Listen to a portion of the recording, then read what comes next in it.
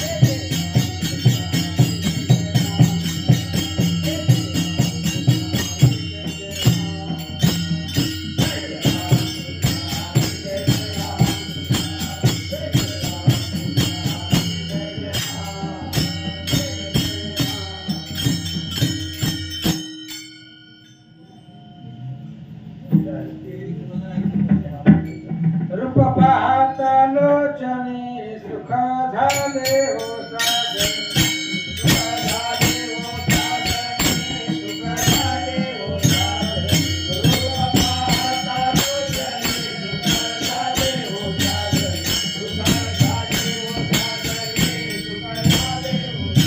रूप पाहता लोचने सुख झाले हो साजन सुख झाले हो साजन सुख झाले हो साजन रूप पाहता लोचने सुख झाले हो साजन सुख झाले हो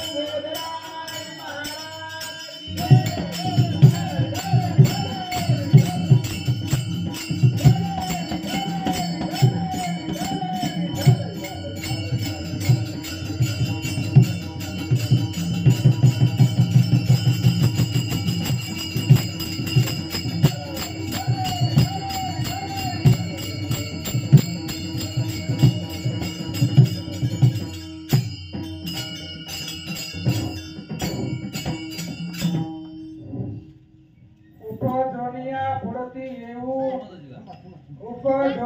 पुढती येऊ काला खाऊ दही भात वैकुंठी तो ऐसे नाही कवळ काही काळाचे एकमेका देवमुखी सुखी घालू हुंबरी वैकुंठी तो ऐसे नाही कवळ काही काळाचे तुका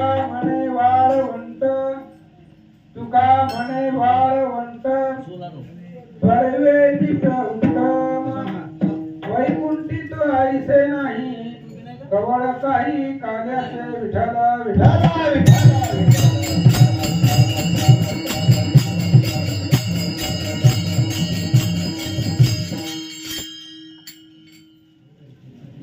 निरांबुज श्यामल कोमलांगम सीता समारोपित वामभागम पानो महासायक चारु चापम नमामि राम रघुवंशनाथम आता जैसा है तैसिया नमो तुझ श्रीराम राया तुझे कृपे रघुवर्या तुझे वगावया सामर्थ्य जेने पंढरी सारिखाची आपुला धामंदा वगेला वैकुंठ धीपती विठ्ठल सखा सुंदरा जोडलेला जो का भूतळवटी भक्त विरक्त विख्यात हा बोधला त्या श्री संत मानकोनी चरणी साष्टांगनी घातला महायोग पीठे तसे वरम पुंडलिकाय धातो समागत तिष्ठं तमानन्दकन्दं परब्रह्मलिङ्गं भजे पाण्डुरङ्गं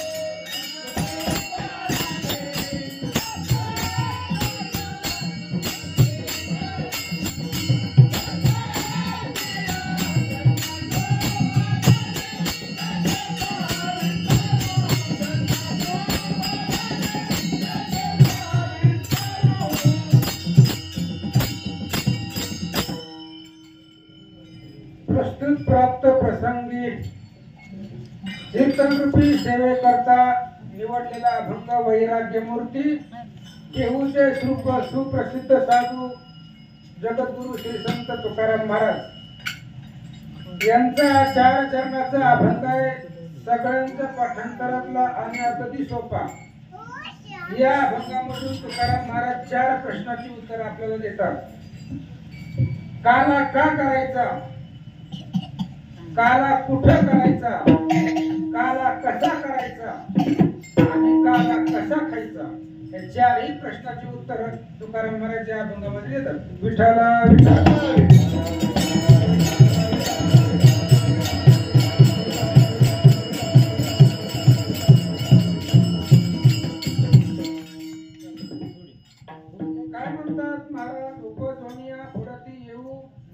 काला खाऊ दही भात. दही भाताचा काला सांगितला. काला काला काला शब्दाचा अर्थ तरी आपल्या सगळ्यांना कळायला पाहिजे. काला म्हणजे नेमकं काय? का आला म्हणजेच काला. आपण कशासाठी इथं आलो हे आपल्याला कळायला पाहिजे. हे जर कळलं तर काल्याचे कीर्तन सार्थक झालं. काला म्हणजे नेमकं काय हो का कशामुळे त्या ठिकाणी कालाचा अर्थ तरी काय आहे कालाचा अर्थ तुकाराम महाराज अगदी सोप्या भाषेमध्ये सांगतात तुका म्हणे जन्म आल्याचे सार्थक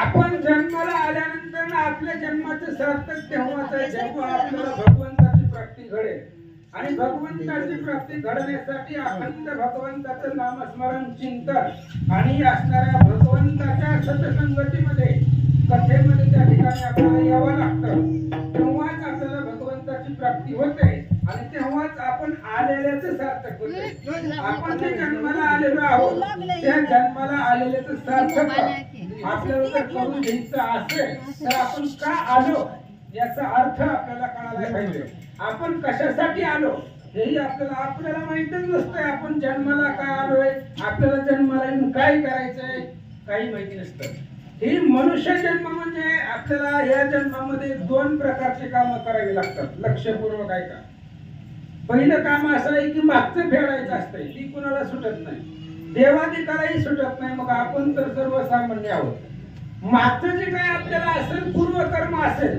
किंवा मागचं काही प्राप्त असेल ती इथं आल्यानंतर फेडायचं आणि पुढे जो आपल्याला पुढे जन्म प्राप्त होणार आहे किंवा पुढचा जन्म आपल्याला चांगला प्राप्त व्हावा याच्यासाठी भांडवल तयार करायचंय याच्यासाठी आपल्याला पुढच्या जन्माची शिदोरी तयार करायची आणि मागच्या जन्माचं फेडायचंय आणि पुढचं तयार करायचंय दोन काम आपल्याला मनुष्य जन्माला येऊन करावी लागते आणि याच्यासाठी आपण इथपर्यंत आलेलो असतो जन्म आपल्याला मानवाचा मिळालाय याच्यासाठी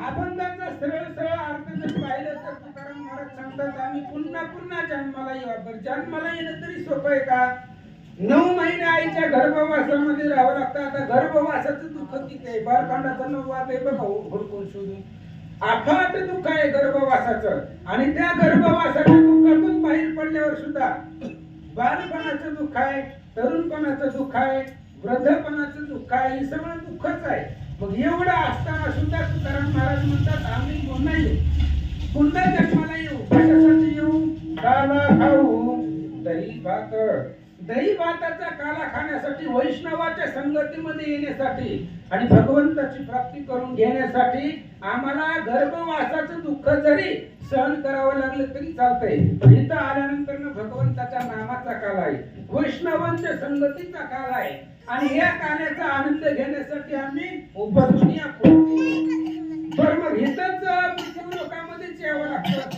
कारण वर तर तसलं काही नाही स्वर्गीचे आम्हाला इच्छिताती देवा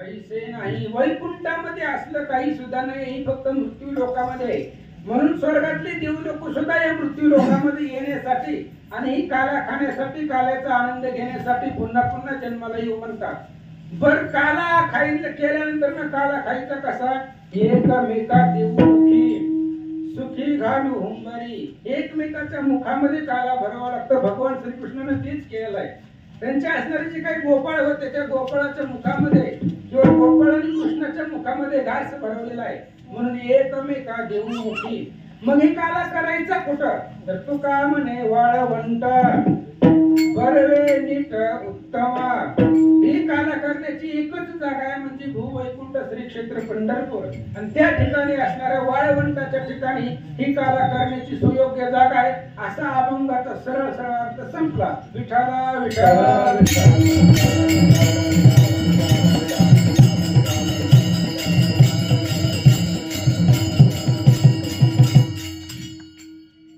उपध्वनिया पुढती काला खाऊ दही भात. आणि काल्याचं कीर्तन म्हणजे सगळं श्रीकृष्णाच्या चरित्रावरती असतं. चरित्र ते उच्चारावे देवे केले गोकुळी. फक्त गोकुळामध्येच भगवंतानं जे चरित्र केलेलं आहे त्या चरित्राचं उच्चारण करणं, ते चरित्र मुखानं वर्णन करणं म्हणजेच काल्याचं कीर्तन. अभंगाचा सरळ भावार्थ संपलेला आहे. आता गोपाळ काला या रात्री भगवान परमात्म्याचा जन्म झाला. अष्टमीच्या मध्यरात्री भगवंत अवतरित झाले पृथ्वी तलावरती, देवकीच्या गर्भामधून प्रगट झाले. आणि हे असणारी लगेच रातोरातच वसुदेव महाराजांनी भगवंताला मथुरा गोकुळामध्ये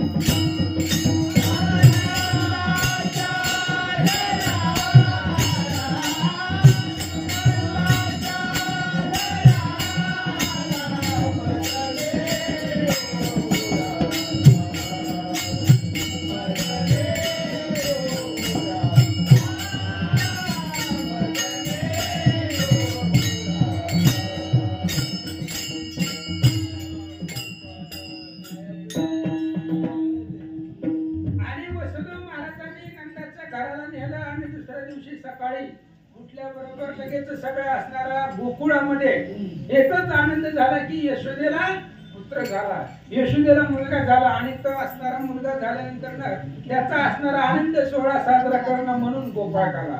आणि याच गोपाळ कालाच्या निमित्तानं काल्याचं कीर्तन त्याच्यासाठी असणारं भगवंताचं चिंतन आहे. आणि ते असणारं चिंतन म्हणजे असं, आता थोडस आपण पाठीमागं जाऊ. ज्या वेळेस वसुदेव देवकीचं लग्न झालं, लग्न झाल्यानंतर आकाशवाणी झाली आणि आकाशवाणीने सांगितलं की बाबा देवकीच्या पोटाला येणारा 8वा तुला मारणार आहे. त्यावेळेस कंस घाबरला, कारण कंस अतिशय घाबरला. त्यानं असणाऱ्या लगेच असणाऱ्या जेलमध्ये जे काही कारागृह आहे त्या कारागृहामध्ये वसुदेव देवकीला ठेवलं गेलं. ठेवल्याबरोबर पहिला मुलगा झाला. पहिला मुलगा झाला, दूत ती बाळ घेऊन कंसाकडे गेले. कंसाने विचार केला आपल्याला 8वा मारणार आहे, अजून लांब आहे आपल्याला जो मारणारा मुलगा, तो लांब आहे. पहिल्या लेकराला कशाला मारायचे, सोडून देऊ. बहिणीचं पोरगा आहे काय, लय लांबचं आहे का, त्याच्यामुळे पहिल्या मुलाला नको मारायला. म्हणून त्यानं तसंच ते असणारं बाळ देवकी वसुदेवाकडे पाठवलं. जाऊन म्हणले तुमच्या मुलाला मी मारित नाही, मला मारणारा 8वा आहे. पहिल्याला कशाला मारायचं त्याला पाठवून दिला कारागृहामध्ये. पण नारद महाराजांनी विचार केला ही जर अशीच बाळ सोडत फिरला, विठाला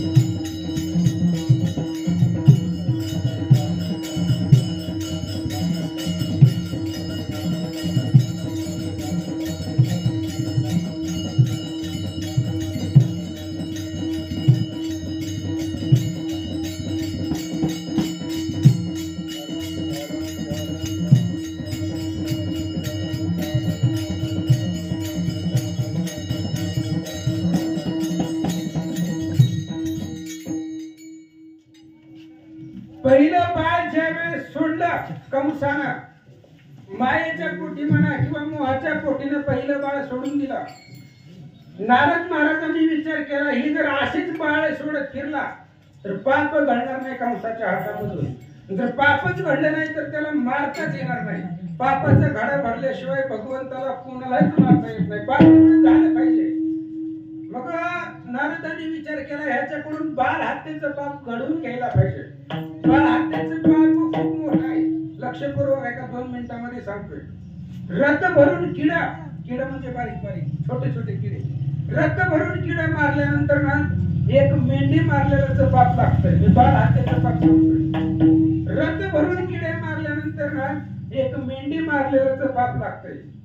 आणि अशा 100 मेंढी मारल्यानंतर ना एक बैल मारलेल्याचं पाप लागतं. 100 बैल मारल्यानंतर ना एक गाई मारलेल्याचं पाप लागतं, त्याला आपण गोहत्या म्हणतो. आणि अशा 100 गोहत्येचं पाप घडल्यानंतर ना एक स्त्री हत्येचं पाप लागतंय. आणि अशा 100 स्त्री हत्या घडल्यानंतर ना एक बाल हत्येचं पाप लागतंय. आणि अशी पाप कंसाकडून घडवून घ्यायची होती. म्हणून नारद महाराज गेले कंसाला सांगितलं, हे बघ तुला 8वा मारणार आहे, पण हे असणाऱ्या देवकीला जी बाळ होणार आहे त्याच्यामधले 8वा कोणताही लक्षात येणार आहे, नाही येणार नाही ना. 7 पासून 8 पासून मुदत उलट मुदत गेला तर पहिलाच 8वा येतोय, 6वाचं मुदत गेला तर 8वा येतोय. त्यामुळे 8 बाळामध्ये तुला कोणता मारणार आहे सांगता येणार नाही. मग लगेच कंसाची बुद्धी पालट झाली आणि नारदाच्या सांगण्यावरून पुन्हा कारागृहामध्ये गेला. आणि कारागृहामध्ये गेल्यानंतर पुन्हा 1 2 3 4 5 6 बाळ देवकीची मारून टाकली. आणि 6 बाळ मारल्यानंतर पुन्हा देवकीला खूप दुःख झालं. एवढं दुःख झालं देवकी रडू लागली. रडायला लागल्यानंतर ना बघा, रात्री आम्ही कुसळाला थांबलो होतो कथेमध्ये, तर तिथं भगवंताचं चरित्र होतं पण हरिविजय ग्रंथ नव्हता. चरित्रही वेगळं होतं आणि ग्रंथही वेगळा होता. त्यावेळेस तिथं असं सांगितलं होतं, देवकी शोक करत होते आणि शोक करत असताना पृथ्वी प्रकट झाली. पृथ्वी मूर्तिमंत प्रकट झाली आपल्यासारखी कारागृहामध्ये. आणि पृथ्वीने सांगितलं की मी गेले होते ब्रह्मदेवाकडे. ब्रह्मदेवाकडे गेला, त्याच्यापाशी जाऊन मी मीटिंग घेतली आणि त्या मीटिंग मध्ये आमचं असं ठरलंय, भगवान श्री विष्णू तुझ्या पोटाला अवतरित होणार आहे आणि तुझ्या पोटाला अवतरित झाल्यानंतर ना कंसाला मारणार आहे, असं मूर्तिमंत पृथ्वी देवकीला सांगू लागली. आणि देवकीने विचारलं, म्हणली तुम्ही तर पृथ्वी माता आहात, ब्रह्मदेवाकडे कशा गेला तुम्ही, पृथ्वी कशी गेली ब्रह्मदेवाकडे. त्यावेळेस पृथ्वीने सांगितलं, वत्सरूपी पृथ्वी ब्रह्मापाशी जाया, वत्सरूपी पृथ्वी ब्रह्मापाशी जाया, वत्सरूपी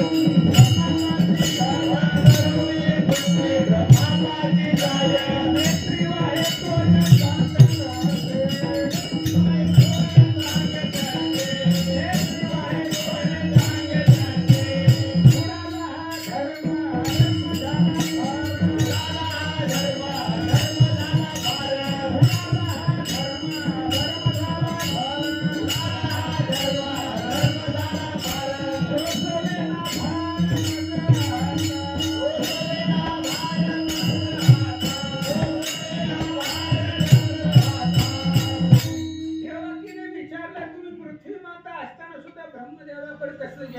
त्यावेळेस पृथ्वीने सांगितलं, वत्सरूपी पृथ्वी ब्रह्मापाशी जाय, नेत्री वाहे तो हे सांगत असे, बुडाला हा धर्म अधर्म झाला फार, सोसवेना भार मज आता. पृथ्वी मातेने सांगितलं, देवकी तुझ्यासाठी तुला जे दुःख झालेलं आहे, तुझी रडत बसलेला आहे, शेवटी मी आई आहे आणि मला तुझं दुःख सहन झालं नाही म्हणून मी गाईचा विष घेतला, गाईच्या वासराचा. आणि गाईच्या वासराचा विष घेऊन मी ब्रह्मदेवाकडे गेले होते आणि ब्रह्मदेवाला रडून रडून तुझी दुःख करत होती. तुझे दुःख मी ब्रह्मदेवापाशी प्रकट केलं. आणि मग ब्रह्मदेवाला सांगून ब्रह्मदेवाची, महादेवाची आणि भगवान श्री विष्णूची वैकुंठामध्ये बैठक झालेली आहे. आणि बैठक झाल्यानंतर त्यांचा विचार झाला आणि विचार झाल्यानंतर ना ती सगळी मीटिंग संपल्यावर पुन्हा मी माघारी आले. आणि तिथलं जो घडलेला विचार आहे त्या मीटिंग मध्ये वैकुंठामध्ये जे झालेला आहे ते सगळं मी तुला सांगणार आहे. असं ठरलंय त्यांचं की भगवान श्री विष्णू जो आहे तोच देवकीच्या पोटाला 8वा अवताराचा तुझी 6 बाळ कंसानं मारलेली इथं. आता 7वा आणि 8वा जो असणारा मुलगा तुझ्या पोटाला जन्म येणार आहे तो प्रत्यक्ष श्री विष्णू आहे, वैकुंठाचा नायक आहे आणि ब्रह्म मूर्तिमंत असणारे भगवान श्री विष्णू तुझ्या पोटाला अवतरित होणार आहे. पृथ्वीचं ऐकलं आणि पृथ्वीचं ऐकल्यानंतर ना यशोदा देवकीला खूप आनंद वाटला. जे काही पाठीमागचं दुःख झालं होतं ती सगळी विसरली गेली. आणि विसरल्यानंतर ना पुन्हा इकडं वैकुंठामध्ये सगळ्या देव लोकांची मीटिंग ठरली. भगवान श्री विष्णूने शेषाला सांगितलं शेषाला सांगितलं, शेषा चला म्हणले आता आपल्याला पृथ्वी तलावरती जायचंय, अवतार घ्यायचाय आणि अवतार घेऊन कार्य करायचंय. त्यावेळेस शेष महाराजांनी सांगितलं, शेष म्हणे माझं श्रम झाले फार, शेष म्हणे माझं श्रम झाले फार, शेष म्हणे माझं श्रम झाले फार, शेष म्हणे माझं श्रम झाले फार.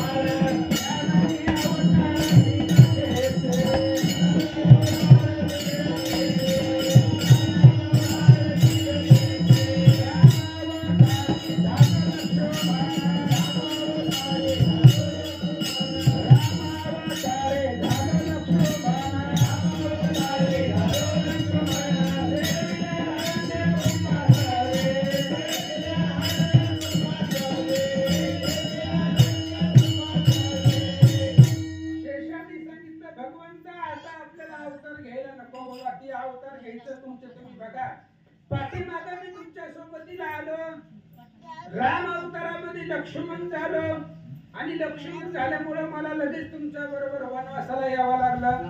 14 वर्षावर केले उपोषण, जाणता आपण प्रत्यक्ष हे 14 वर्ष मी उपोषण केलेलं आहे, उपवास केलेला आहे. आणि लक्ष्मणने उपवास केला होता, माझी फळही खाली नव्हती, फक्त पाण्यावरती 14 वर्ष होता, म्हणून इंद्रजिताला मारणं शक्य झालं.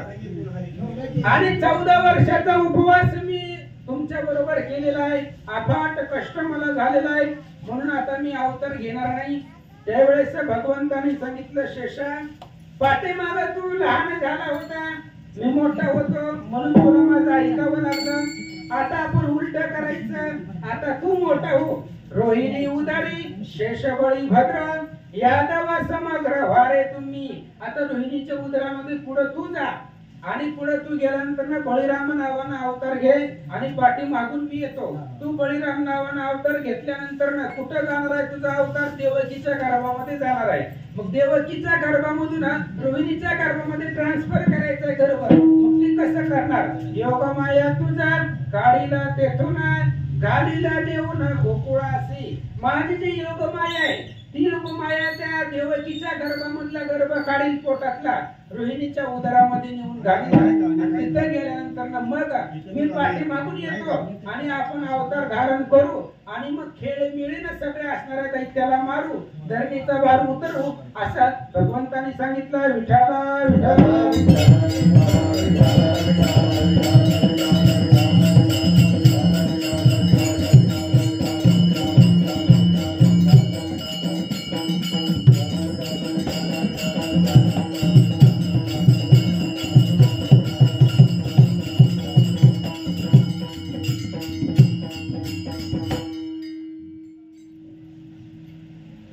मग सगळं असणारं नियोजन ठरल्यानंतर लगेच 6 मुलं देवकीची मारलेली होती. 7वा जो असणारा गर्भ होता तो असणारा योगमायेनं काढून नेला आणि देवकी जागृत झाली. सकाळी पाहिलं तर आपला 7वा गर्भ जिराला पोटातल्या पोटातच त्या ठिकाणी निघून गेला. कुठे गेला काही कळलं नाहीये. ती योगमायेचं विंदान आहे. आपल्याला काय कळणार आहे? देवाच्या बापाच्या पायी वाहिली, मायेने बिडी ठोकिली, तेथे माईकाची व सकाळी मुक्त कैसी होती. देवाच्या बापाला माये सोडत तर आपण कोण? आपण सर्वसामान्य माईकाची वाई, आपण संपणारे आहोत. त्यामुळे मग ते असणाऱ्या देवकीचा गर्भ काढला योगमायेनं रोहिणीच्या गर्भामध्ये पोटामध्ये नेऊन ठेवला. पण देवकीला चिंता वाटली. कंसाच्याच भीतीने गर्भ जळाला, कारण 6 बाळं मारली होती आणि आता 7वं जन्माला याच्या आतमध्येच पोटामध्येच गर्भ नाहीसा झाला. म्हणून तिनं वसुदेवाला उठवलं. वसुदेवाला सांगितलं 7वा जो गर्भ होता तो निघून गेला, जिराला. कुठे गेला माहिती नाही, पण तो असणारा पोटातले पोटात चिरून गेला. वसुदेवाला सांगितलं आपलं पाप आहे, बाकी काही. आपली 6 बाळं मारली, 7वा पोटातले पोटात चिराला. आपलं जी काही पूर्वजन्माचं पाप आहे ती पाप आपल्याला भोगल्याशिवाय सुटत नाहीये. म्हणून वसुदेवाला सांगितलं देवकी कुठल्याही प्रकारचं दुःख करू नको. आणि मग पुन्हा असणारा 8व्याचा ज्यावेळेस भगवान परमात्मा अवतरित झाले आणि तीच अवतरित होण्याची वेळ म्हणजे श्रावण वद्य अष्टमी जी काल त्या ठिकाणी झाली. आणि कालच्या रात्री बरोबर 12 वाजता भगवान परमात्मा वैकुंठामधून निघाले. डायरेक्ट ते असणाऱ्या कारागृहामध्ये जिथे देवकी यांच्या पुढे 8 वर्षाची चतुर्भुज मूर्ती देवकीच्या पुढे प्रकट झाले. आणि प्रकट झाल्याबरोबर लगेच देवकीने सांगितलं, कृष्णा हे असलं तू जर 8-8 वर्षाचा जर माझ्या पुढे उभा राहिला तर तुला देवकीचं बाळ कोण म्हणणार आहे? म्हणून छोटासा हो, मग अगदी जन्मल्यासारखं भगवंताने रूप धारण केलं. पण लहान व्हायच्या आधी सांगितलं होतं, मी जन्मल्यानंतर मला इथं ठेवू नका, मला गोकुळामध्ये घेऊन जावा. तिथं गेल्यानंतर पुन्हा मी माघारी येणार आहे, कंसाला मारणार आहे, तुम्हाला सोडवणार आहे असं सांगितलं. भगवान परमात्मा लहान झाले. लहान झाल्याबरोबरच वसुदेवाने सांगितलं बरोबर उचललं भगवंताला. उचलल्या बरोबर उचललीला कमळावती पायीची बंधने घातली. जी काही पायामध्ये बेड्या होत्या, बंधने होती, शृंखला होत्या, साखळ्या होत्या, सगळ्या तुटून गेल्या. भगवंताला उचललं. यमुनेला भयंकर पूर आलेला होता. मध्यरात्र होती, पाऊस चालू होता, मंद असणारा पाऊस चालू होता.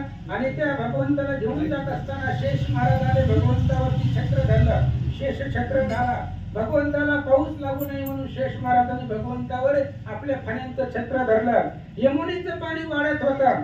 वसुदेवाच्या कंठापर्यंत पाणी आलं.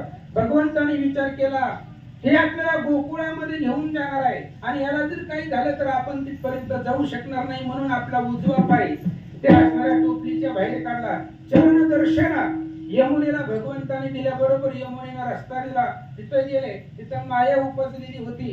ती मायेला घेतला आणि माया घेऊन आल्यानंतर ना ज्यावेळेस मायेला घेऊन आला बघा, वसुदेव थकलेला आहे. त्यानं भगवंताला सोडलेला आहे. भगवंताला नेऊन तिथं ठेवला आणि जी काही माया आहे ती सगळ्याला बंधनामध्ये टाकते, संकटामध्ये टाकते. त्या मायेला वसुदेव घेऊन आला आणि मायेला आणल्याबरोबर मायेनं ओरडायला सुरुवात केली, कालवा करायला सुरुवात केली. कालवा करायला लागल्याबरोबर सगळे असणारे रक्षपाळ जे झोपलेले होते, भगवंतानं माया घालून झोपवलेले होते, ते सगळे जागे झाले. आणि जागे झाल्याबरोबर लगेच कळलं की असणारा कंसाला सांगितलं गेले की 8वा मुलगा जन्माला आलेला आहे. कारण 7वा गर्भ त्या ठिकाणी चिरून गेला होता आणि 8वा आहे. 8वा जन्माला बरोबर कंस पळत आला. कारण मध्यरात्री होती. रात्रीच्या वेळेला मुलगी आहे का मुलगा आहे कंसानं पाहिलं नाही. माझे डोळे पाण्याने भरले, माझे डोळे पाण्याने भरले, माझे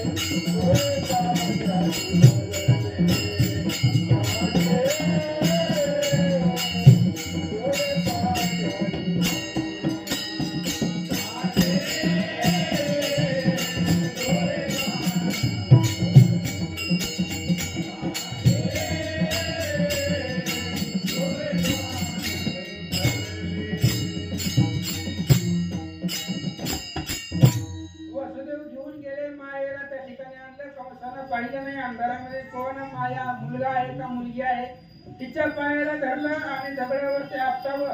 पण ती योग माया आहे. ती हातातल्या हातात निष्ठून गेली आणि योग मायाने सांगितलं, कंसा तुझं लागी वडी उपजला मजारी. अरे बाबा, तुला मारणारा जो आहे तो माझ्या आधी जन्माला आलेला आहे. एवढंच योग मायाने सांगितल्याबरोबर कंसाला धास्ती लागली, भीती वाटली. आता जन्म तर झालेला आहे असं योग मायाने सांगितलेलं आहे. मग आता कुठं त्या कृष्णाला हुडकायचं, कुठं आपला वैरी जन्माला असेल पृथ्वी तलावरती, कसं काय करायचं. इकडं कंसाला चिंता वाटू लागली आणि इकडं गोकुळामध्ये ज्यावेळेस गोकुळ अष्टमीच्या दुसऱ्या दिवशी म्हणजेच आज गोपाळ कालाच्या दिवशी सकाळी पाहिलं गेलं की यशोदेला सुंदर अशा प्रकारचा मुलगा झालेला आहे. मग गवळानं सांगे, गवळणीला पुत्र झाला यशोदेला. मग लगेचच सगळ्या असणाऱ्या गोकुळामध्ये साखर वाटायचा, सगळ्यांना एकमेकाचा आनंद सोहळा नंदराजानं साजरा केला. आणि कृष्ण हळूहळू त्या ठिकाणी थोडेसे मोठे झाले. मोठे झाल्यानंतर गर्ग महाराजांना बोलवलं. गर्ग महाराजांनी सांगितलं भगवंताचं चरित्र जे काय असणारं पुढचं भविष्य आहे, जातक कर्म म्हणतात त्याला, ते जातक गर्ग महाराजांनी सांगितलं. हा असणारा आदि परात्पर परमात्मा आहे. जन्माला आल्यानंतर धरणीचा भार उतरवणार आहे, सगळ्या असणाऱ्या दुष्टाला मारणार आहे, 16,000 पत्नी त्या ठिकाणी करणार आहे. पुन्हा अजून ह्या कृष्णाला मारण्यासाठी अनेक राक्षस येतील, त्या सगळ्यांना मारतील. कंसाला या असणारा कंसाला सुद्धा हा तुझा असणारा मुलगा मारून टाकीला. पुन्हा एक असणारा साप नंदराजाला गिळेल, तिथूनही त्याला सोडवेल. पुन्हा असणाऱ्या वरुणामध्ये वरुण देव पाण्यामध्ये घेऊन जातील नंदराजाला, तिथूनही तुझा मुलगा नंदराजाला सोडवेल. अशा प्रकारचं काही जातक आहे, नामकरण आहे, ते सगळं असणाऱ्या गर्ग महाराजांनी सांगितलं. सगळ्या गोकुळातल्या लोकांना आनंद वाटला, कारण एवढं असणारं सुंदर भगवंताचं जे भविष्य ऐकल्यानंतर देव यशोदा आणि नंदराजाला सर्वांना आनंद वाटला. इकडे कंसानं मीटिंग घेतली, जावा म्हणला. कोण मारताय बघा, महाबळ नावाचा राक्षस उठला. ते म्हणला मला पंचांग बघता येतं, भविष्य सांगता येतं, मी जातो. गोकुळामध्ये त्या ठिकाणी असणारा प्रत्येक लहान लेकराचं भविष्य सांगून त्या लेकरांना मारून टाकतो. महाबळाने सांगितलं की ही तुमच्या मुळावरती जन्मलेला आहे, ही जन्मल्याबरोबर सगळं असणारं गोकुळ नष्ट करून टाकेल, सगळ्या स्त्रिया भ्रष्ट करून टाकील, ह्याच्यामुळे तुमच्या कोणाचं वाटोळ होईल. असं त्या महाबळानं सांगितल्याबरोबर विचार केला नंदराजानं आणि यशोदेनं, रोहिणीनं, गवळणीनं. पाठीमागची गर्ग महाराजांनी सांगितलं होतं भविष्य, ते खूप चांगलं होतं. ते ऐकून आनंद वाटला. आणि नवीन महाराज आलेला आहे कुठून तरी, काहीतरी भगवंताविषयी वेगवेगळं बोलायला लागलाय. तुमच्या मुळावर जन्मलाय आणि मोठं झाल्यावरती तुम्हाला तुमचं असणारं गोकुळ भ्रष्ट करून टाकील, गोकुळ राहणार नाही, अशा प्रकारचं सांगितलं. कृष्ण नाही ऐकलं, म्हणले मी अजून लहान आहे तोवरच माझ्याबद्दल बोलायला लागलाय. ज्या पाटावरती बसलेला होता त्या पाटाला आज्ञा दिली, घरामधून बेलना पळकुट बाज सगळे आडवे आले. त्याचं असणारं धोतर वगैरे फिटलं, पळत पळत कंसाकडे गेला, वाचला. पहिले गिरायक कधी सुद्धा मारायचं नसतं. बघा शूर्पणखा आली होती, रामचंद्रांनी तिला सोडून दिला. लक्ष्मण मारत होता पण राहू दे, पहिला आहे. तसंच महाबळाला जर मारलं तर पुन्हा वार्ता कोण घेऊन येणार आहे, म्हणून महाबळाला जिवंत भगवंतांनी सोडलं. कंसाच्या असणाऱ्या सभेमध्ये महाबळ गेला, सांगितलं बाबा तुझा वैरी कोणालाही ऐकत नाहीये, एवढा लहान आहे तरी सुद्धा निर्जीवाला जीवाला. गौऱ्या ज्या होत्या भिंतीवरती थांबलेल्या पक्षासारख्या धावत होत्या, निर्जीव वस्तू बाज सुद्धा आडवी येऊन थांबलेली होती. त्यामुळे त्या बाळाला त्या तुझ्या वैराला मारणं खूप अवघड आहे, जमणार नाही कोणाला सुद्धा. तेवढ्या वेळामध्ये कंसानं पुन्हा सभा घेतली आणि मावशी उठली, तिचं नाव पुतना होतं. आणि ती पुतना उठल्याबरोबर तिने सांगितलं मी जाते आणि तुझ्या वैराला मारून येते. आणि कंसाचं एक वैशिष्ट्य होतं महाराज, जो जो कृष्णाला मारायचा होता त्याचा मान सन्मान सत्कार करायचा, शाळा श्रीफळ त्याला देत होते. कारण पुन्हा महागारी येण्याची गॅरंटी नव्हती. कंसालाही माहिती होतं एकदा गेलं की पुन्हा महागारी येत नाही, त्याच्यामुळे त्याचं जे काही मान सन्मान आहे प्रत्येकाचा कंस करत होता. पुतना मावशी उठली, पुतनेनं सांगितलं महाराज म्हणले टेन्शन घेऊ नका, मी आता जाते गोकुळामध्ये आणि त्या कृष्णाला लगेच मारून येते. काय अवघड आहे का माझ्यासाठी. स्थानामध्ये विष भरलं आणि विष भरून पुतना निघाली, सुंदर स्त्रीचं रूप धारण केलं. आणि गोकुळामध्ये जे जे बाळक जन्मलेली होती, त्या 2-4 दिवसामध्ये जे जे जन्मलेले होते त्या प्रत्येकाला बाळाला दूध पाजायचं. त्या असणाऱ्या स्थानामध्ये विष होतं आणि विष पाजल्याबरोबर लेकरं म्हणून जात होती. असं करत करत करत गावातल्या लोकांनी सांगितलं की नंदराजाच्या घराकडे जावा, ते आताच काल जन्मलेलं बाळ त्यांच्या घराला जन्माला आलेलं आहे. पुतना मावशी लगेच उठली आणि नंदराजाच्या घरामध्ये गेली, यशोदेला हाक मारली. यशोदा बाहेर आली आणि विचारलं, म्हणले तुम्ही कोण? म्हणले तुला माहित नाही. म्हणले तू जेव्हा जन्मली नव्हती तेव्हा माझं लग्न झाले. म्हणले मी तुझी बहीण आहे. तुझा जन्म होण्याच्या आधी माझं लग्न झालं. मी जी सासरी गेली ती पुन्हा माहेरी आलीच नाही, त्यामुळं माझा आणि तुझा काही जास्त परिचय नाही. म्हणले पण मी लांबून लागणार तुझी बहीण आहे. म्हणजे बरं. यशोदेने विचार केला कोणी काय असं आपल्याला काय करायचं, आपल्या बाळाला बघायला आले. मग लगेच बाळ जन्मल्याबरोबर सगळे बघायला येतात, तसं आला असेल कोणीतरी. सुंदर स्त्री दिसत होती पुतना, म्हणून यशोदेनं तिच्या हातामध्ये ती बाळ कृष्ण भगवान परमात्मा दिला. दिल्याबरोबर एवढं सुंदर रूप होतं कृष्णाचा, त्या असणाऱ्या पुतणीला सुद्धा मोहन पाडला भगवंतानं. एवढं सुंदर असणारं सावळ होतं. पण पुतणीने विचार केला आपण कशासाठी आलेलो आहे, आपलं मुख्य कार्य काय. लगेच एकांत पाहिला तिनं. पदर आड टाकला आणि कृष्णाला त्या ठिकाणी पाजायला सुरुवात केली, पण भगवान धर्मात नाही. त्याला विषानं काय होतंय, त्याने विष सगळा प्राशन केला, दूधही प्राशन केलं. आणि मग पुतणीचा जो काही पंचप्राण आहे ते सगळे पंचप्राण आकर्षून घ्यायला सुरुवात केली. पुतना ओरडायला लागली, कृष्ण सोड सोड. कृष्णाने सांगितलं मी एकतर कुणाला धरत नाही, आणि एकदा धरलं ती पुन्हा मग सोडत नाही. त्याच्यामुळे आता जोपर्यंत तू मरत नाही तोपर्यंत तुला सोडत नाही. त्यामुळे तिचं पंचप्राण भगवंतानं आकर्षून घेतली आणि पुतणीचा देह जमिनीवरती पडला. पर्वतासारखं शरीर होतं तिचं. पडल्याबरोबर धाड भूकंप झाल्यासारखा आवाज झाला गोकुळामध्ये. सगळेजण धावत आले. अंगणामध्ये पाहिलं गेलं तर पुतणीचं भव्य दिव्य शरीर पडलेलं होतं. मग सगळेजण धावत आले, शिडी लावली त्या पुतणीच्या शरीरावरती चढायला. तिथून कृष्णाला उचललं, खाली घेतलं आणि त्या पुतणीच्या शरीराचे तुकडे तुकडे केले. जाळायचं कसं, पर्वतासारखं शरीर आहे तिचं. तिच्या शरीराचे तुकडे तुकडे केले आणि मसन वाट्यामध्ये नेऊन जाळलं. पण जाळल्यावर त्या पुतणीच्या शरीराचा सुवास येत होता, सुगंध येत होता. त्याचंही कारण आहे, ज्यानं भगवंताला धरलेला आहे, ज्याचा असणाऱ्या शरीराला स्पर्श भगवंताचा झालेला आहे, त्याच्या शरीराची दुर्गंधी थोडीच येणार आहे. सुगंध सुटला होता पुतणेच्या शरीराचा. पुतना उद्धरून गेलेली होती आणि भगवंताचे हात लागल्यामुळं तिच्या असणाऱ्या शरीराचा सुगंध सुटलेला होता. असो इकडे असणाऱ्या कंसाला बातमी कळली, पुतना ही दिली. कंसाला पुन्हा असणारा विचार पडला, टेन्शन. आता कंस काय करतोय बघू. विठाला विठाला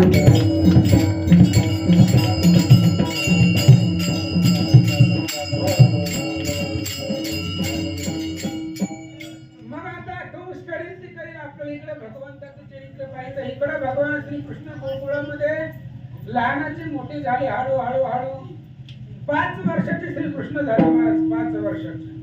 5 वर्षाचे झाल्यानंतर मग खोड्या करायला सुरुवात केली गोकुळामध्ये. अनेक प्रकारच्या खोड्या करायला लागले. त्यावेळेस सगळेजण दाराने घेऊन येऊ लागले. यशोदा कंटाळली गेली. तेवढ्या वेळामध्ये एक असणारी स्त्री आली आणि त्या स्त्रीने सांगितलं, कृष्णा म्हातारी होती वयोवृद्ध, ती आली तेव्हा यशोदेच्या पुढे आले आणि कंस कृष्ण यशोदेच्या मांडीवरती बसलेला होता. ती वृद्ध स्त्री आली. आल्यानंतर ना कृष्णाला म्हणू लागली, कृष्णा लय जणाच्या घरी गेला, लय फड्या केल्या, माझ्या घरला येऊन दाखव म्हणली. माझ्या नाही तुला बांधून यशोदेच्या पुढे आणलं तर माझं नाव बदलायचं म्हणलं. कृष्णाने विचार केला, आपल्या गोपाळानं म्हणले घर नंबर लिहून घ्या, कोणत्या गल्लीमध्ये राहते, घर नंबर किती, सगळं रेकॉर्ड लिहून ठेवा. आज सकाळी हिच्याच घरी जायचं म्हणलं. लय फडा येऊन बोलून गेली म्हणलं. मग लगेच कृष्णानं पक्क तिचं घर लक्षामध्ये ठेवलं आणि तिच्याच घरामध्ये रात्री गेले भगवंत. रात्री गेल्यानंतर ती असणारी गवळण झोपलेली होती. झोपल्याबरोबर लगेच तिचा असणारा पती तिच्या शेजारी झोपलेला होता आणि भगवंताने त्या गवळणीच्या विणीची आणि तिच्या असणाऱ्या पतीच्या दाढीची गाठ मारली आणि सगळं दही दूध खाऊन निघून आले. सगळे गोपाळ सहित बाहेर आले आणि सकाळी सूर्योदय उगवण्याच्या टाइमाला त्यांना गोरसाचं मंथन करावं लागतं, लोणी काढावं लागतं. लोणी सुद्धा त्यांना खायला भेटत नव्हतं, मथुरेला घेऊन जावं लागत होतं. म्हणून कंसाचा धाक होता आणि कंसाच्या धाकामुळे सकाळ सकाळी लवकर उठून त्यांना लोणी तयार करावं लागत होतं. लोणी विकण्यासाठी मथुरेला जावं लागत होतं. त्याच्यामुळे गवळण उठली. पण उठल्याबरोबर लगेच तिच्या विणीला झटका बसला. तिने सांगितलं पतिदेवाला, म्हणले आता तरी कामाचा विचार सोडून द्या म्हणले. दिवस उजळलेला आहे, सूर्योदय झालेला आहे, आपल्याला त्या ठिकाणी असणारं मंथन करायचंय, लोणी काढायचंय. त्याने सांगितलं माझ्या दाढीला हिसका बसायला लागलाय, माझी दाढी कशाला ओढायला लागली. तिने सांगितलं माझी विणी कशाला ओढायला लागला. ह्याने बघितले तर दाढीची आणि विणीची गाठ बांधलेली होती. मग गाठ सोडण्याचा प्रयत्न केला. भगवंताला बांधलेली गाठ आहे, गाठ भगवंताला बांधलेली, सुटत नसते ते. त्यांनी प्रयत्न केला, तुटना गेली. जाळण्याचा प्रयत्न केला, सोडण्याचा प्रयत्न केला, सगळे प्रयत्न करून दमले गेले. शेजारची म्हणली ही पाठ उठणारी बाई म्हणली 9 वाजले तरी अजून दरवाजा हिला लावलेला. मग लगेच शेजारची बाजारी जमा झाली, काय झालं. 5:05 उठणारी बाई 9 वाजले तरी अजून दरवाजा हिचा आत उघडलेलाच नाही. त्याच्यामुळे सगळे शेजार बाजारची लोक जमा झाली पाहण्यासाठी नेमकं काय झालंय घरामध्ये, अजून लवकर उठली का नाही ती. म्हणून त्यांनी दरवाजा वाजवला. आता उघडायचं तरी कसं, बाहेर तरी कसं जायचं. त्याच्यामुळं गवळण लहान छोटीशी होती आणि नवरा मोठा होता, त्यामुळं आता गवळण पुढे पुढे निघाली. तिने दरवाजाची कडी उघडली. लगेच 4-5 लोक आतमध्ये आले, शेजार पाजारचे आले आतमध्ये. त्यांनी बघितले तर ते म्हणले, हे बघा आम्ही हाताबंद झालो. ही गाठ कोणी बांधली, काय बांधली, ती कृष्णाचंच काम आहे. पण आपलं नाव कसं घेता येतं लोकांचं लेकरावर? आपण बघितलंय का, पकडलंय का, मग कसं काय त्यानंच बांधली म्हणायचं. पण ही त्यानंच बांधलंय, असली कामं दुसरी कोण करत नाही. पण बांधले आता सोडायचं बघा म्हणते. मग शेजार पाजारचे आणि सगळेजण गवळी गवळणी तोडण्याचा प्रयत्न करू लागले, कापू लागले, जाळू लागले. भगवंतानं बांधलेली गाठ आहे महाराज, सुट ब्राह्मणानं बांधलेली गाठ लवकर सुटत नाही. ते तर वैकुंठाचा नायक आहे आणि त्या भगवंतानं बांधलेली गाठ होती, सुटत नव्हती महाराज. खूप बेजार झाले, सगळे शेजार पाजारचे सुद्धा दमून गेले. मग म्हणले आता एकच पर्याय, ज्यानं बांधली तीच सोडू शकतो. देवाने बांधलेली गाठ आहे, कोणाला सुटणार आहे. मग आता काय करायचं, असंच जायचं म्हणलं. अख्ख्या सगळ्या गोकुळामधून गल्ली गल्ली बोळा बोळातून असं जायचं. मग ती दरवाजा उघडला. बारकी लेकरं असणाऱ्या रस्त्यावरती होती, त्यांची टिंगल करू लागली. आणि मग ते गवळण पुढे होती, पाठीमाग असणारा तिचा नवरा होता. सगळेजण हसत होते त्यांच्याकडे पाहून.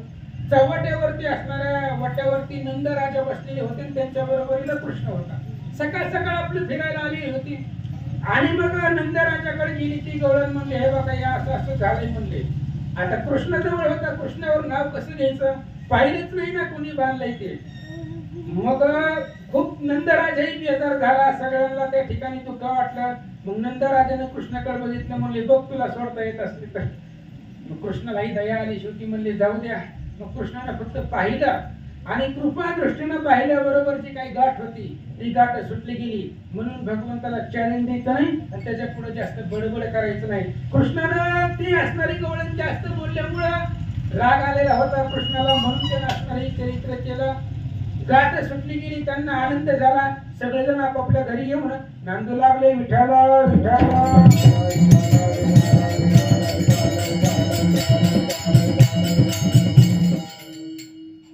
कीर्तन सुरू झाल्यापासून अनेक वेळा विठ्ठल विठ्ठल भजन झालं. ते कीर्तनामध्ये असतात, पण माझं सगळीकडे लक्ष आहे, टाळ्या कोणीच वाजवणं गेलंय. उगळी येऊन बसले तिने गडबड दोन तास काय करायचं तिकडं. पण तसं नसतं. ही भगवंताचं मंदिर आहे आणि या मंदिरामध्ये टाळ्या वाजवल्या तर आपल्या त्या ठिकाणी असणाऱ्या सगळ्या शरीरात टाळ्या वाजवल्यानंतर हाताचा उद्धार आहे. हाताची देवता कोण आहे काय माहिती आम्हाला, कोण आहे कोणी का. हाताची देवता इंद्रायणी महाराज, भाऊची देवता आपल्या प्रत्येक शरीराची देवता आहे. पायाची देवता उपेंद्र आहे, कानाची देवता दशदिशा आहेत, नाकाची देवता अश्विनी देवता आहे आणि असणाऱ्या हाताची देवता इंद्र महाराज येतात. आणि अशा प्रकारे टाळ्या वाजवल्यानंतर जी काही सगळं आपलं शरीर आहे ती भगवंताच्या कीर्तनानं पावन होतं. म्हणून टाळ्या वाजवत जावं. मी आल्यापासून बघतोय कोणी सुद्धा टाळ्या वाजवल्या नाहीत, माझं लक्ष आहे. त्यामुळे आता भजन करा आणि सगळ्यांनी मोठ्यानं, मी काय हात वर करा तसलं काय म्हणणार नाही, खालीच ठेवा, पण अंतःकरणापासून टाळ्या वाजवा. विठोबा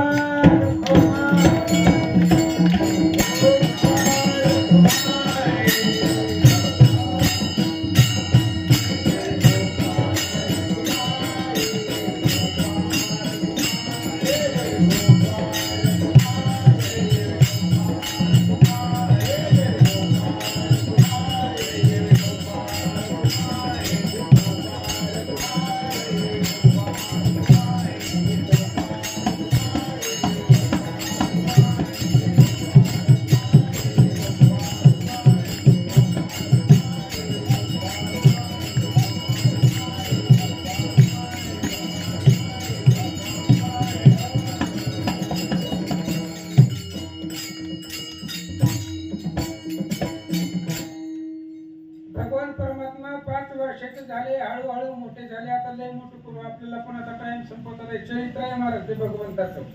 हजारो मुखाचा शेष त्यालाही वर्णन करता येत नाही. पृथ्वीचा कागद केला तरी सुद्धा भगवंताचं चरित्र संपत नाही, एवढा अखंड आहे. आणि आपण 1-2 तासामध्ये काय त्या चरित्राचं उच्चारण करणार, वर्णन करणार. पण भगवान परमात्मा कृती देईल तसं करू आणि थोडक्या वेळामध्ये जेवढं आपल्याला सांगता येईल तेवढं सांगू. कारण गावामध्ये हरिविजय चालू आहे. संपत आला श्रावण महिना 15वा दिवस सुरू, कारण चरित्र संपत नसते लवकर. त्यामुळे सविस्तर अथांग चरित्र आहे, समुद्र एवढं भगवंताचं चरित्र आहे. आणि ते आपल्याला 2 तासामध्ये उरकावं लागतं. म्हणून भगवान परमात्मा गवळणीने सांगितलं की यशोदे खूप खोडा करायला लागलाय, काहीतरी करावं लागतं याच्या खोडी थांबवण्यासाठी. गवळणी नको करू माझे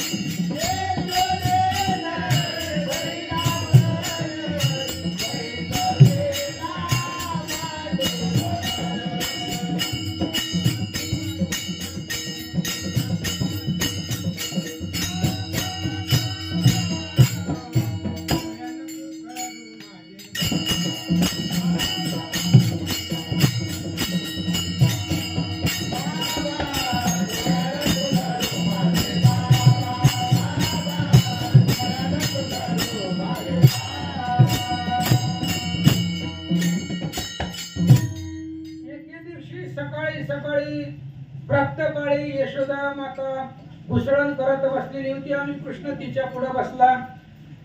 बसल्याबरोबर घट होता खाली, घट घागर म्हणा आपल्या भाषेमध्ये, जास्त अवघड मध्ये शिरायचं नाही, ती घागर. आणि त्या घागरीमध्ये श्रीकृष्णाला सूर्याचं प्रतिबिंब दिसलं. सकाळ सकाळचा लाड भरत सूर्य त्या घागरीला कृष्णामध्ये दिसला. कृष्णाला त्या घागरीमध्ये सूर्य दिसला, त्याचं प्रतिबिंब. आणि कृष्णाने सांगितलं, आईला म्हणले त्या घागरीमधला सूर्य मला काढून दे. यशोदेने सांगितलं, कृष्णा ही सूर्य देता येत नसतं म्हणले, घागरीमध्ये आहे पण ते आपल्याला देता येत नाही. नाही देता येत म्हणले. मग पुन्हा असून त्या ठिकाणी गेला, रडू लागला. पाण्यामध्ये पुन्हा पाहिलं गेलं, त्याचं प्रतिबिंब दिसलं. मग पुन्हा कृष्णाने सांगितलं, मला ह्या पाण्यामध्ये जे असणारं माझं प्रतिरूप दिसतंय ते मला काढून दे. यशोदेने सांगितलं, ते बी देता येत नाही. रडू लागला कृष्ण. एवढा रडायला लागला की शांतच राहिला गेला. आणि अवघड जे काही अशक्य अशा गोष्टी मागू लागला. पाण्यातलं प्रतिबिंब काढून दे, आकाशातला चंद्र आणून दे, अशा प्रकारच्या वेगवेगळ्या गोष्टी बोलू लागला. यशोदेने सांगितलं, कृष्णा असलं काही बी देता येत नसतं. मग देता येत नाही म्हणल्याबरोबर बाल हात आहे, लेकराला जे मागितलं ते द्यावंच लागतं, नाहीतर मग लेकरू गप बसत नाही. कृष्ण मोठमोठ्याने रडायला लागले, एवढे रडायला लागले. यशोदेला चिंता वाटली, आपल्याला गप कसं करायचं. एवढं अथांग त्या ठिकाणी कृष्ण रडू लागले. काहीतरी केलं तरी असणारे कृष्ण राहत नव्हते. मग यशोदेनं एका अंधारा खोलीमध्ये नेलं कृष्णाला, तळघरामध्ये. आणि तिला या कृष्णाला सांगितलं, हे बघ बाबूला या घरामध्ये, तुला जर पाहिजे, तुला जर आता जर गप बसला नाही तर तुला त्या बाबूला कशी घेऊन जाईल. कृष्ण रडायचा थांबना गेला. तळघरामध्ये नेलं. यशोदा घाबरायला लागली, पण कृष्ण रडायला लागला. मग शेवटी बाहेर आणलं. अनेक गवळणी आल्या, सगळ्यांनी प्रयत्न केले. कृष्ण रडायचं थांबतच नव्हतं, रडतच होता. रडते माझे बाळकाने समजली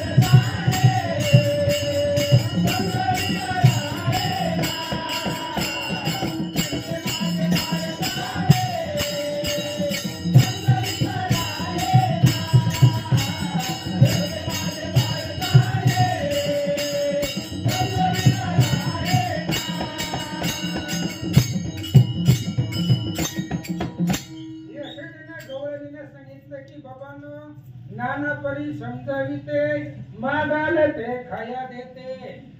अनेक प्रकारे समजवण्याचा प्रयत्न करते, जी जी पाहिजे ती खायला देते, पण तरी सुद्धा गप बसत नाही. मग आता आईला सुद्धा कधी कधी कधी राग येत असतो, महाराज कंटाळा येत असतो. मग लगेच यशोदेने त्याला तिथं ठेवलं. रड नाही तर बस घरामध्ये गेले आपला काम धंदा करायला. कृष्णाचं रडायचं सुरू होतं, पण झालं असं होतं तेवढ्या वेळामध्ये राधा काहीतरी कामानिमित्त यशोदेच्या घरी आलेली होती. आणि ज्या वेळेस कृष्णानं राधेला पाहिलं की लगेच रडायचा गप बसला, रडायचं शांत झाला.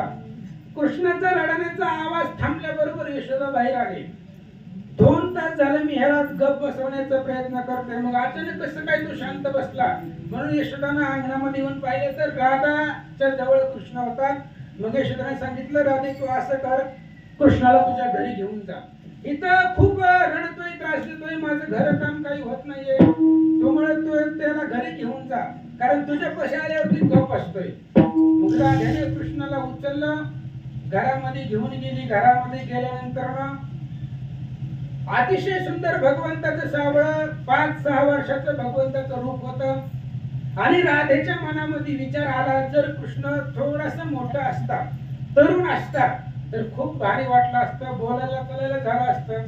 मग लगेच कृष्ण मोठा झाले, त्याला काय त्याच्या मनावर आहे, त्याला कधी मोठा होतोय कधी लहान होता येत होतं. मग मोठा झाल्याबरोबर गप्पा गोष्टी करू लागले. राधेचा नवरा आला बाहेर गवळेवाड्यामध्ये ती राहत होता. ती राधा एकटीच घरी होती, सासू म्हातारी होती, ती बी असणाऱ्या गाईच्या गोठ्यामध्ये, आणि नवरा गवळीवाड्यामध्ये राहत होता. त्यामुळे राधा एकटी होती. आणि कृष्ण भगवान परमात्मा मोठा झाले तरुण, आणि राधे बरोबर गप्पा गोष्टी करू लागले. तेवढ्या वेळामध्ये अनया, त्या असणाऱ्या राधेचा नवरा होता, अनया आला, दरवाजावर थाप टाकली. राधे कोणाबरोबर बोलती, घरामध्ये कोण आहे? राधा घाबरली. आता कृष्ण तर मोठा आहे. आणि मग लगेच राधेला विनंती केली, भगवंता लहान. कृष्ण म्हणला, हे बघ मला फक्त मोठाच होता येतोय, पुन्हा मला लहान होता येत नाही. एकदा मोठं जरी झालो पुन्हा लहान होता येत नाही. राधा घाबरली खूपच. मग हातापाय पडू लागली, कृष्णा लहान.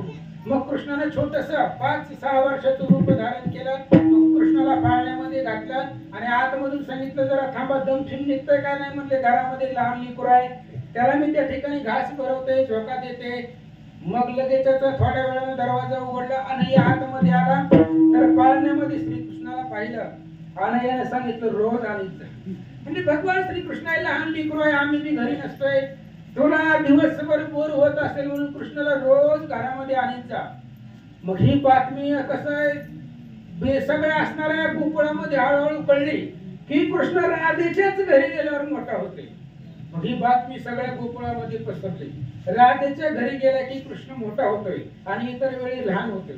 हे ऐकण्याला वाटत नव्हतं, पण काय सांगावं, कृष्ण नाटकी आहे, होतही असेल. मग काही असणाऱ्या बाया शेजारनी पाजारनी यशोदेकडे गेल्या. यशोदेला सांगितलं, हे बघ या असं असं घडतंय राधेच्या घरी, तू काय कर, कृष्णाला तिकडे पाठवूच नको.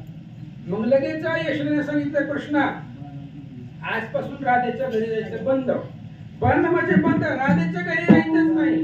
मग कृष्णाने रडायला सुरुवात केली. म्हणजे आता किती मी रड म्हणले, कृष्णाला आम्ही ताकीद करते, घरी कोणाच्या जाऊ.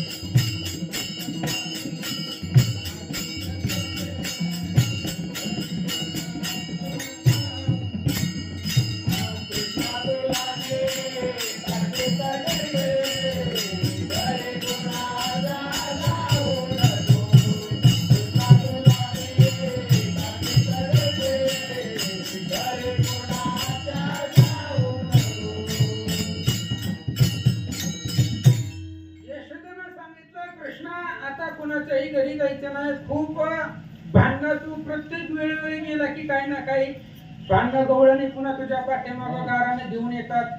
मग 4-5 गवळणी आले यशोदेपाशी. यशोदेनं त्या गवळणीला सांगितलं काय करावं, कृष्ण खूप खोड्या करतोय. आणि अनेक समजावण्याचा प्रयत्न केला तरी रोज कुणाचं ना कुणाचं गाराने घेऊन येतोय. गवळणीने सांगितलं हे बघा आता एक पर्यायी मार्ग सांगते म्हणजे करून बघतो. करून बघायला काय अडचण नाही. कृष्णाच्या खोड्या थांबाव्या म्हणून एक उपाय सांगते म्हणजे एक काम कर म्हणजे संकष्टी चतुर्थीचं व्रत येत असतं आणि ती व्रत तू धारण कर. ती व्रत धारण केला की गणपती बाप्पा तुझ्या असणाऱ्या कृष्णाला गुण देईल आणि गणपतीने गुण दिला की पुन्हा कृष्ण खोड्या करणार नाही. पटलं यशोदेला. बरोबर आहे म्हणजे करून बघायला काय अडचण नाही.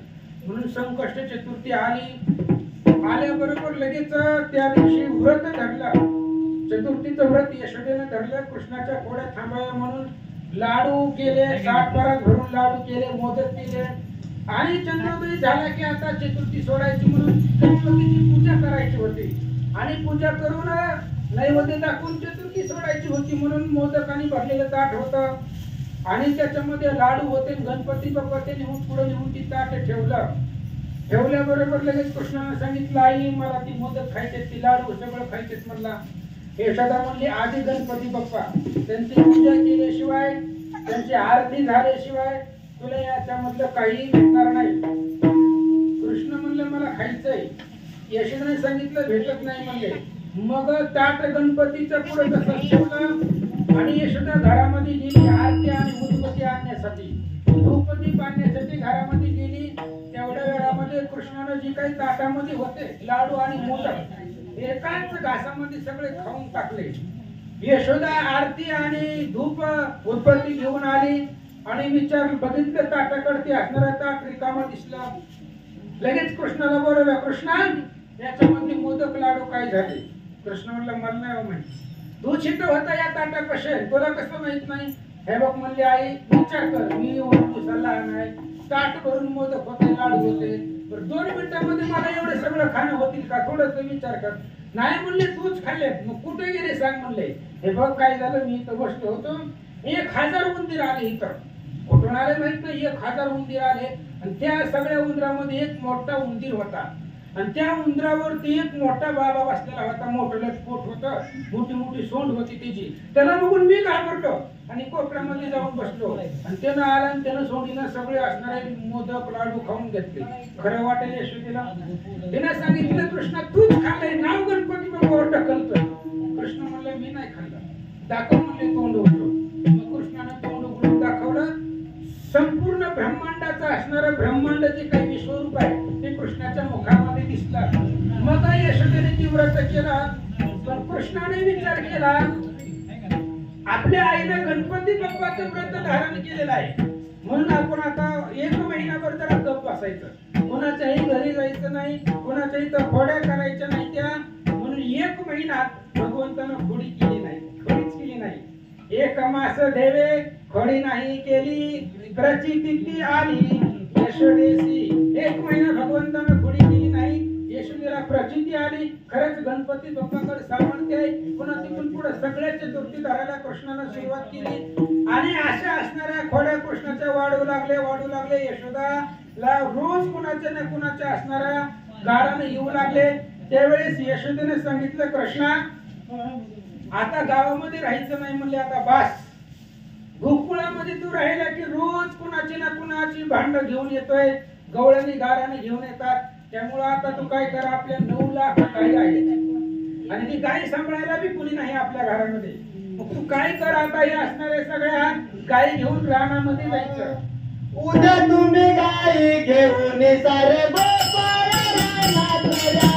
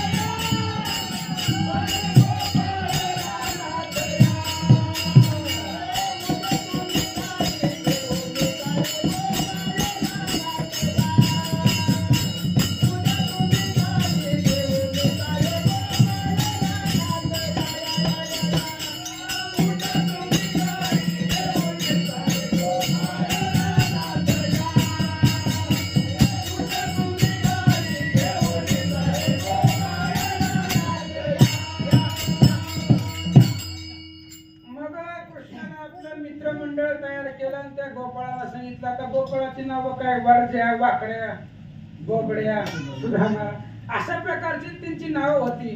त्याच्यामध्ये हुशार दोघं जण होती, वडज्या आणि पेंद्या. ती लई हुशार होती भगवंताच्या मित्रमंडळामध्ये. आणि कृष्णाने ते सगळं मित्र तयार केले आणि आता सांगितलंय आईनं गावामध्ये राहायचं नाही, आपल्याला वनामध्ये जायचे सगळ्या गायी घेऊन. गोपाळाने सांगितलं हे बघा कृष्णा, तू जिथं जायची तिथं आम्ही येणार, तू वनात तर आम्ही बी वनात म्हणले.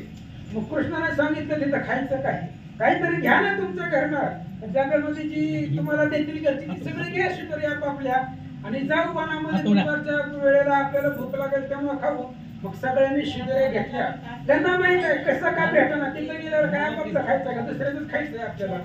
मग सगळ्यांनी जी आपल्या आई वडिलांनी जे काय आपल्याला डब्यामध्ये शिदोरीमध्ये जे येतील ते घेतलं. शिदोऱ्या सगळ्यांनी भरल्या. डबा तरी कुठलं तेव्हा कापड होती आणि कापड्यामध्ये भाकरी बांधल्या आणि सगळेजण निघाले. पण सगळ्यामध्ये कृष्णाचा डबा जरा वेगळा होता, कारण तो राजा आहे, राजकुमार आहे तो. त्याच्यामुळे त्याच्या डब्यामध्ये सगळं दही, दूध, लोणी असलंच होतं. भात वगैरे सगळं पंचपक्वान्न जेवण कृष्णाच्या डब्यामध्ये होतं. आणि गेले वनामध्ये गायी चरत चरत चरत चरत दुपार झाली. दुपारच्या वेळेस सांगितलं गोपाळाने, म्हणले कृष्णा भूक लागली, आता आपण बसू जेवायला. खात्री भार पोटी भूक, काय खेळायची सुख. आता काय खेळायचंय म्हणले, 12 वाजून गेले, सकाळी नाश्ता बी नाही, चहा बी नाही, आता डायरेक्ट आपण काय करू, जेवायला बसू, खेळ बंद करू.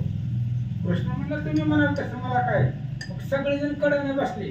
पण कृष्णाने सांगितलं आपापलं खायचं, दुसऱ्याच्या ताटाकडे बघायचं नाही. आपले पूर्व कर्म नीट नाही, तुमचंच कर्म नीट नाही तर दुसऱ्याच्या ताटाकडे कशाला बघत. म्हणून कृष्णाने सांगितलं जे तुमच्या आई वडिलांनी जे दिलेलं आहे ती खायचं, म्हणलं दुसऱ्याच्या ताटाकडे बघायचं नाही. पेंड्याला आला राग, लवकर राग येतो पेंड्याला. पेंड्या म्हणला हे जर आपल्याला खायला देत नसेल ह्याची संगतीच नको करायची. मग पेंड कसं आहे, पेंड्याकडे सगळी गोपाळ जात होती. पेंड्या उठला आणि कृष्णापासून लांब गेला. मग त्याच्याबरोबर सगळीच गोपाळ गेली, कृष्ण एकटाच राहिला. मग पेंड्याने सांगितलं हे बघ सगळं गोपाळ माझ्या बरोबर आहे, तुझा डबा तू एकटाच खा म्हणले, आमच्या आम्ही काला करून खातो. कृष्ण म्हणलं गोपाळ नसल्यावर आपण तरी कशाला पाहिजे, आपल्याला किंमत कोणामुळे आहे. आमुचे भावे तुझा देवपणा,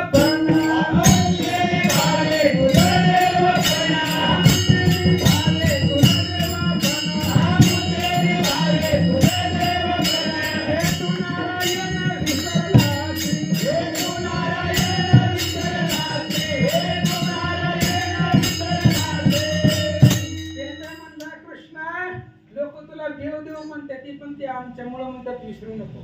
आमुची भावे तुझं देवापणा, ते तू नारायण विसरलासी. मग कृष्णाला सोडून सगळे लांब झाडाखाली जाऊन बसले. कृष्ण म्हणला एकट्या जेवणामध्ये काय, पंगतीमध्ये जेवण्याचा आनंद वेगळा. म्हणून कृष्ण बी उठला, तुमचं काय म्हणणं आहे, सगळ्याचं एकत्र करायचं का, ठीक आहे माझी काही अडचण नाही म्हणली. मग लगेच सगळे गोपाळ कडनं बसले, श्रीकृष्ण मध्ये बसला. मग सगळ्याच त्या ठिकाणी जी काही घरच्यांनी दिलेलं होतं ते सगळ्यांचं एका असणाऱ्या खाली बसलं फडक्यामध्ये, सगळ्याच कृष्णाचंही बसलं आणि सगळ्याचं बसून त्याच्यामध्ये काला केला. आणि ती काला खाण्यासाठी आम्ही जन्माला येऊ, अभंगाचं पहिलं उपजाने पुढे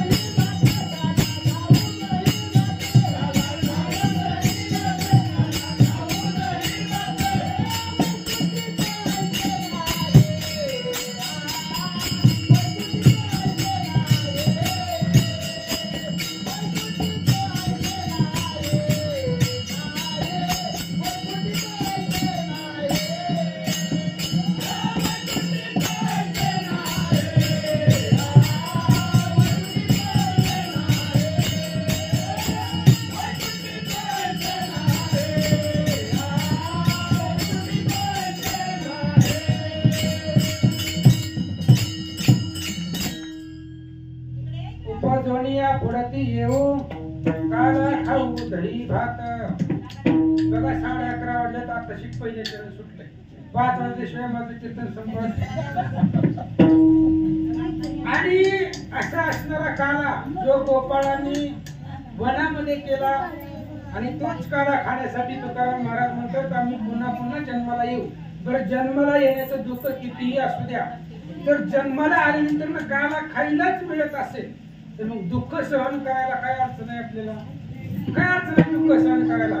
जर काला खायला भेटत असेल तर मग दुःख आम्ही सहन करू, कितीही सहन करू, पण इथं आल्यानंतर आम्हाला कालाच खाऊ. कारण भगवंताच्या पंक्तीमधला तो काला आहे, कृष्णाच्या संगतीमधला आहे आणि ती काला खाण्यासाठी आम्ही पुन्हा पुन्हा जन्म घेऊ असं तुकाराम महाराजांचं म्हणणं आहे.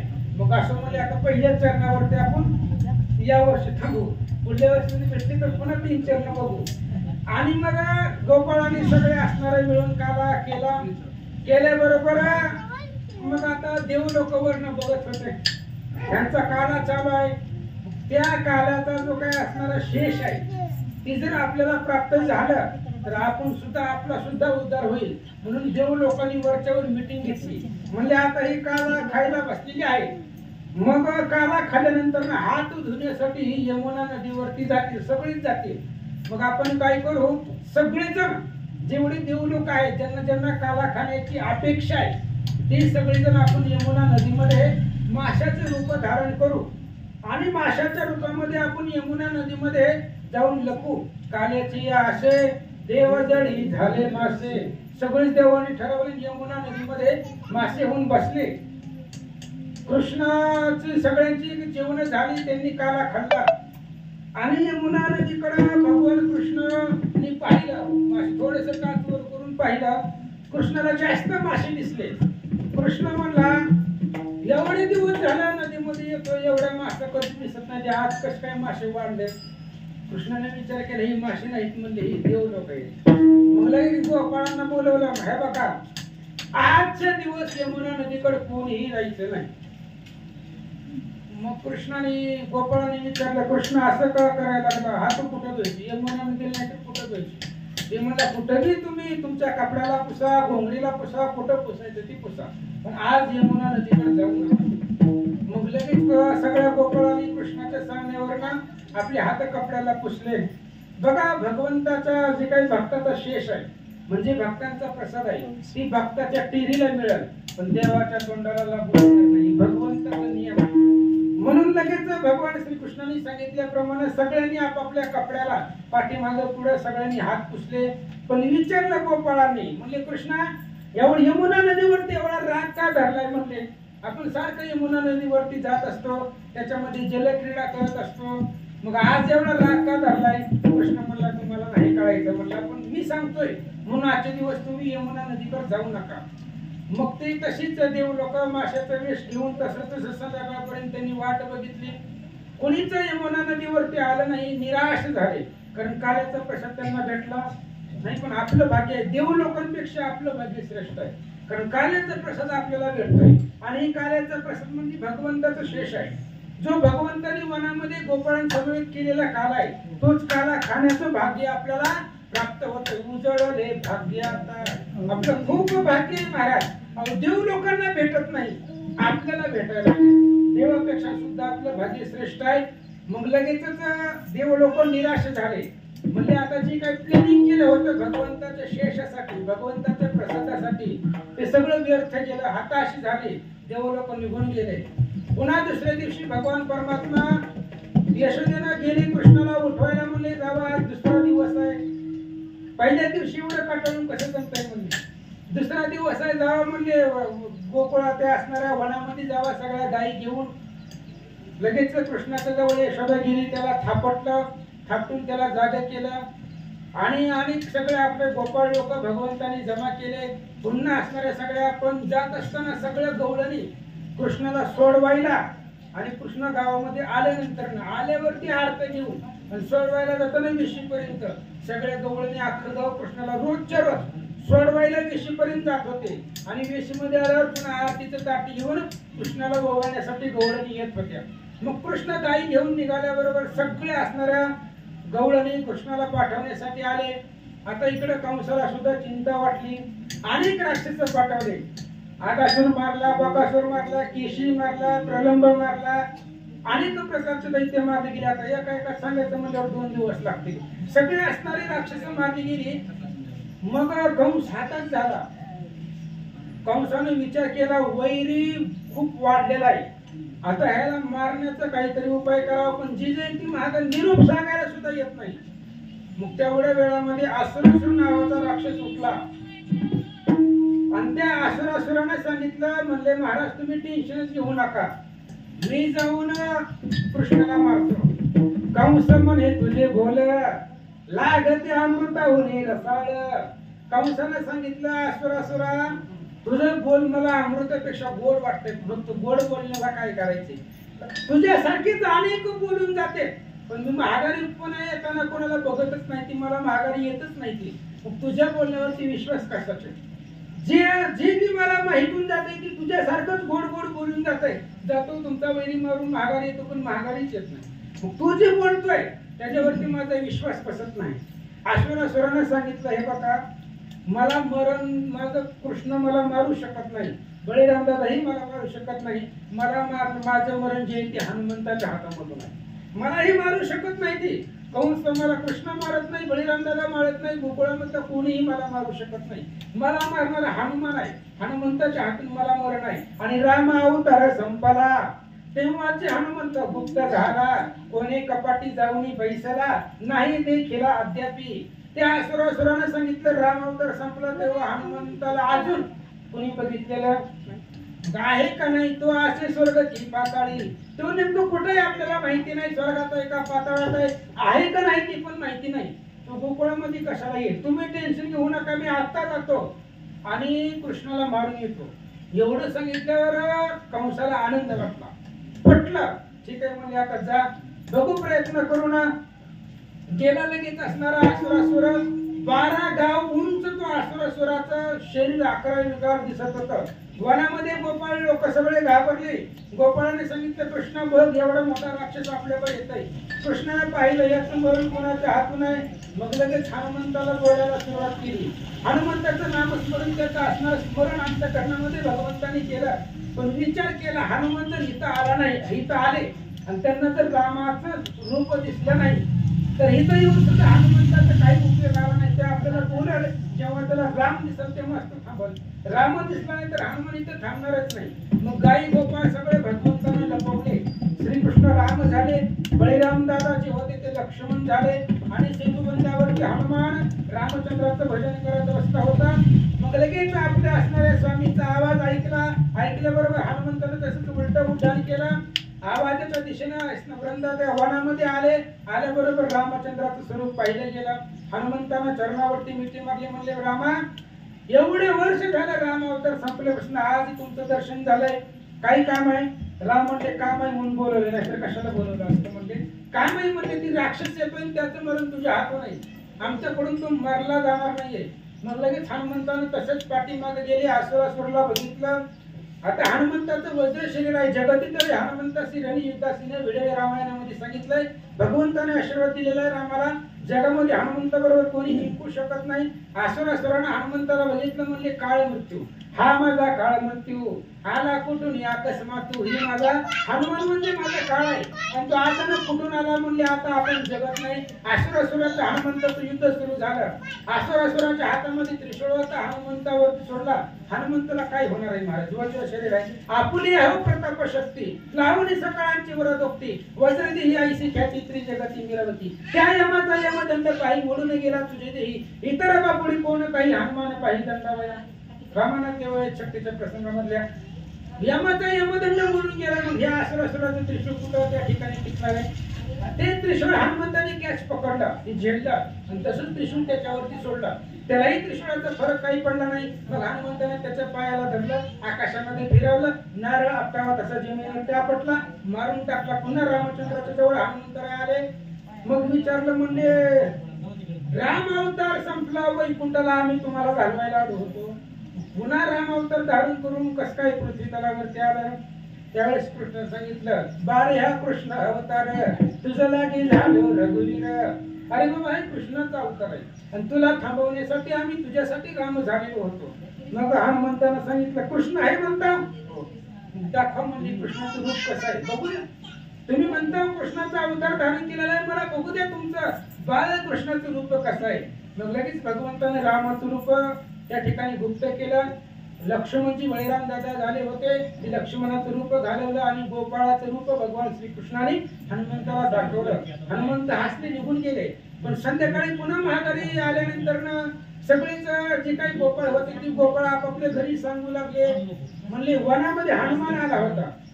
गवळणींना आश्चर्य वाटलं, हनुमान होय म्हणजे वनामध्ये हनुमान आला होता, तो आमच्या बरोबर बोलला, कृष्णा बरोबर बोलला, एका राक्षसाला त्यानं मारलं निघून गेला. कोणालाच खरं वाटलं नाहीये आणि गोपाळाचं बोलणं सहसा कोणी मनावर घेतच नव्हतं. त्यामुळे ती गोपाळ काही बोलत, जी बोलत होती ती सत्य होता, पण कोणाच्याही काही लक्षामध्ये येत नव्हतं.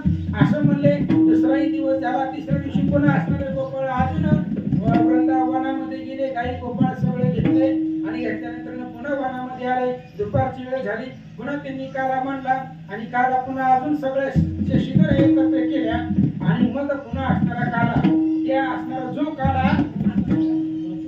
काला वैकुंठामध्ये सुद्धा भेटत नाही, तो काला गोपाळांच्या समवेत या ठिकाणी भेटतोय. अभंगाचं दुसरं काला.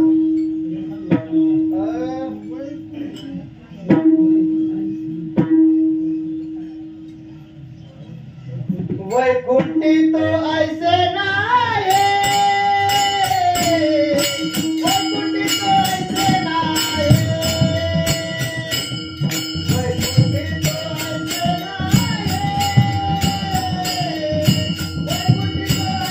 नाये, वैकुंठी तो ऐसे नाये, वैकुंठी तो ऐसे नाये, वैकुंठी तो ऐसे नाये.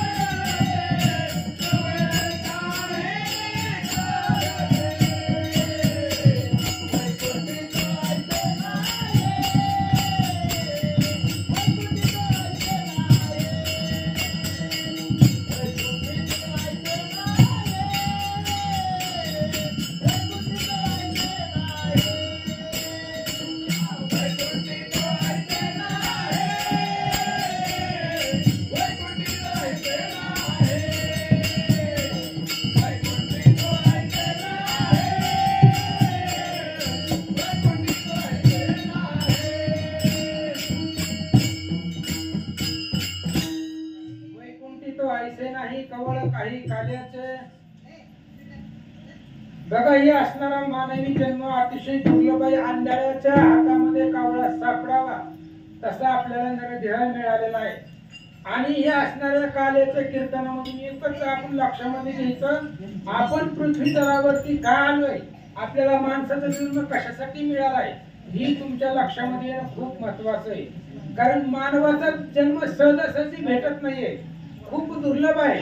आणि वैकुंठामध्ये असलं काही नाही. तुकाराम महाराज सांगतात वैकुंठी तो ऐसे नाही. ही भजन कीर्तन काल्याचा प्रसाद वैकुंठामध्ये नाहीच. म्हणून नामदेव महाराजांनी सांगितलं वैकुंठासी आम्हा नको धाडू हरी वासदे पंढरी सर्व काळ. वैकुंठी जाऊनी काय बा करावे उरेच बैसावे रूप. वैकुंठामध्ये असं काही नाही, सगळं इथंच आहे, पृथ्वी तलावरतीच आहे. म्हणून स्वर्गातले देव सुद्धा पृथ्वी तलावरती येण्याची अपेक्षा करतात. पण आम्हालाही असणारा मानवी देह अनायासाने त्या ठिकाणी भेटलेला आहे. म्हणून जन्माचं सार्थक करून घ्या, भगवंताची भक्ती करा आणि भगवंताची प्राप्ती करून घ्या. ज्ञानेश्वर माऊली.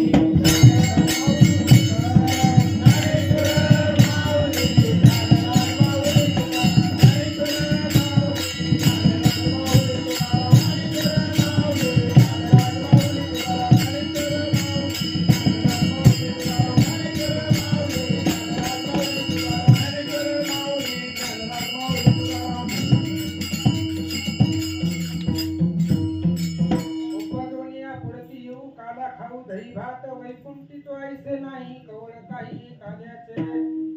दोन चरणाचा जो काय असणारा भाग आहे आपण पाहिलेला आहे. आणि पुढे असणारा काला कसा करायचा, एकमेकाच्या मुखामध्ये काला द्यावा लागतो. म्हणून एकमेका देवमुखी सुखी झाल उंबरी काटा. काला कुठं करायचं तर पंढरपूरमध्ये भूवैकुंठ वाळवंटामध्ये काला करावा, असा अभंगाचा सरळ सरळ भावार्थ झालेला आहे.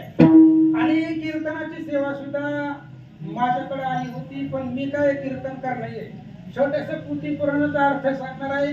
पण सगळ्यांच्या प्रेमासाठी या असणाऱ्या गादीवरती उभारलो. अवघड या गादीवरती उभारणं एवढं सोपं नाहीये. भगवंताची कृपा असल्याशिवाय इथं उभारणं सुद्धा अवघड आहे. भगवंताची कृपा घडे ते पांगुळ ही पर्वत चढे, मुखी अशी वाचा जोडे, बोले होडे बृहस्पतीशी. अशा पद्धतीने झालेली कीर्तनाची सेवा तुम्हा सर्व संतांच्या चरणी अर्पण. सगळे असणारे गायक आमचे नवले महाराज, झुंबरजन महाराज सुंदर प्रसंगाची साथ दिली. गायनाची सुद्धा सुंदर अशा प्रकारची साथ दिली. बेडू वाकुळे गायन परी तुझाची मनविन. असणारे बाळू महाराज कुळे आहेत, सुनीत महाराज आहेत, सुंदर पकवाज वाजायला सर्व जिला पाहिलं. आंबेडकर महाराज आहेत, बबन महाराज, गुरुजय कोळेकर सर. सुंदर अशा प्रकारच्या चाली म्हणल्या. आमचा विजय माझा क्लासमेट, मला आनंद वाटतोय. परमार्थामध्ये आमच्या वर्गातला एक तरी माझ्या सोबत आहे, आनंद वाटतोय. असं पुन्हा असणार आहे आभार आहेत. आता आपण पुढे उभं राहून कीर्तन करायचं खूप अवघड आहे. ज्ञान आहे माझ्यापेक्षा सुद्धा, आणि मी सगळ्यापेक्षा लहान आहे. आणि सगळ्यांच्या पुढे बोलणं माझ्यापेक्षा सगळीच मोठे, ज्ञानानंही मोठी आहे ती. आणि त्यांच्या पुढे आपण बडबड करणं म्हणजे लहान लेकरांना बडबड केल्यासारखं आहे. असं म्हणले, किंबहुना तुमचे केले धर्म कीर्तन सिद्धी नेले, येत माझे जीव उरले बाई कपाला. झालेली कीर्तनाची सेवा जी काय असणाऱ्या वेळेमध्ये ओळखण्याचा प्रयत्न केला. आणि भगवंताचं चरित्र अथांग आधीच सांगून दिलो.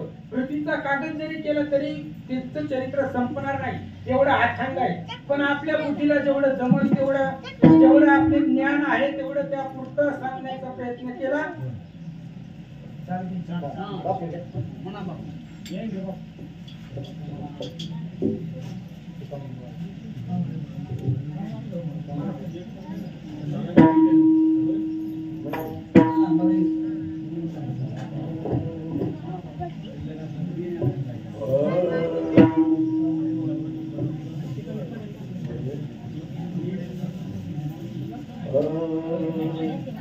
कामने वाळवंट, कामने वाळवंट, कामने वाळवंट,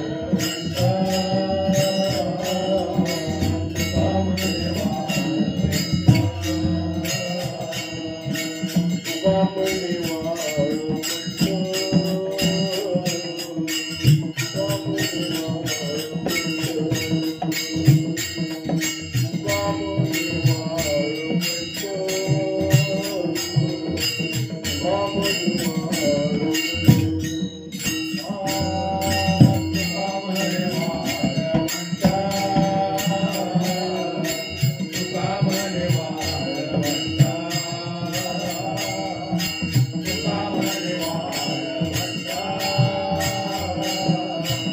कामने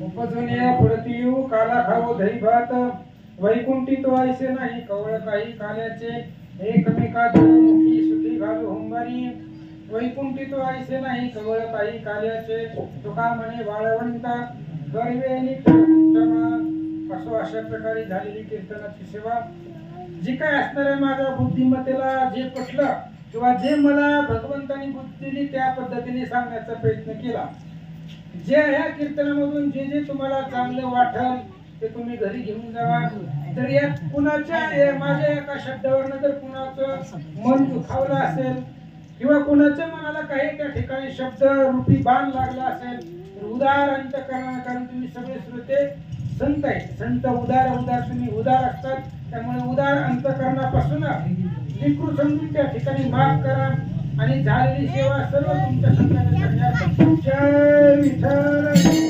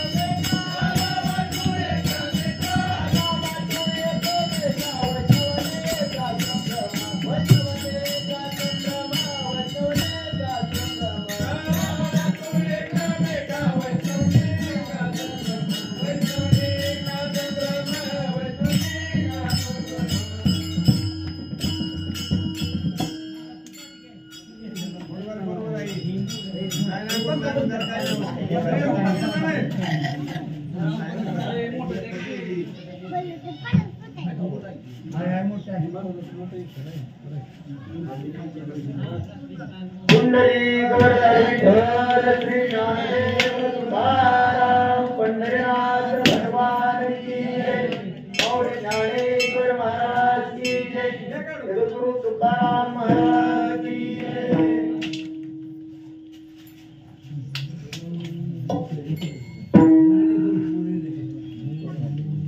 बोलले करू वेडे वाकुडे उत्तर